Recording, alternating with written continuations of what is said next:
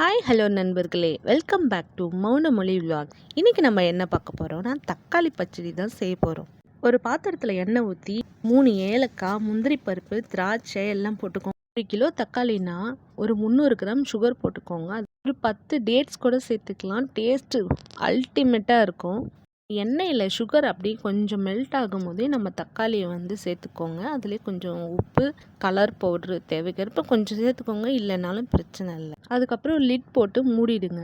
அது ஒன்றுமே பண்ண வேணாம். அப்படியே ஒரு 30 மினிட்ஸ்க்கு அப்படியே சிம்லே வச்சு ஒரு மூடி போட்டு கொஞ்சமாக திறந்து மட்டும் வைங்க. ஸ்லோவாக அப்படியே ஒரு 10 நிமிஷத்துக்கு ஒரு தடவை, 5 நிமிஷத்துக்கு ஒரு தடவை கிண்டி மட்டும் விடுங்க.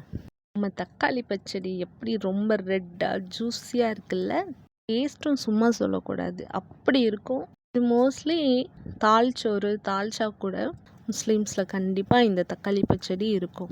சிம்பிள் இன்க்ரீடியன்ஸ் தான், ஒன்றுமே இல்லை. முந்திரி பருப்பு, திராட்சை, நெய், தக்காளி, பேரிச்சம்பழம், அவ்வளோதான். வேறு எதுவுமே இல்லை. ஒரு நாள் செஞ்சு சாப்பிட்டிங்கன்னா கண்டிப்பாக அடிக்ட் ஆகிடுவீங்க. நானும் இதுக்கு அடிக்ட்டு தான். பாருங்கள், நம்ம தக்காளி பச்சடி கெட்டியாகிட்டு இருக்குது. அப்படியே இப்போ கொஞ்சம் ஹை ஃப்ளேமில் வச்சு கிண்டி விட்டுக்கிட்டே இருங்க.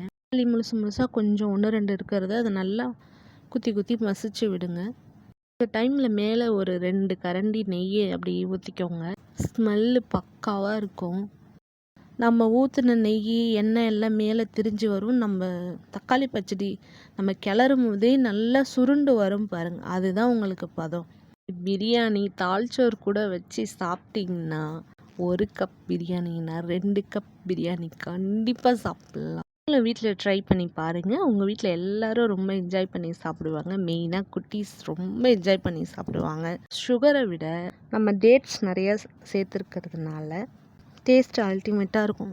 நீங்களும் வீட்டில் ட்ரை பண்ணி பாருங்கள். உங்கள் வீட்டில் எல்லோரும் என்ஜாய் பண்ணி சாப்பிடுவாங்க. இந்த வீடியோ பிடிச்சிருந்துச்சுன்னா லைக் பண்ணுங்கள், ஷேர் பண்ணுங்கள். மறக்காமல் மௌனமொழி விலாக்ஸை சப்ஸ்கிரைப் பண்ணிக்கோங்க. நீங்கள் சப்ஸ்கிரைப் பண்ணிங்கன்னா எனக்கு கொஞ்சம் ஹெல்ப்பாக இருக்கும். தேங்க்யூ.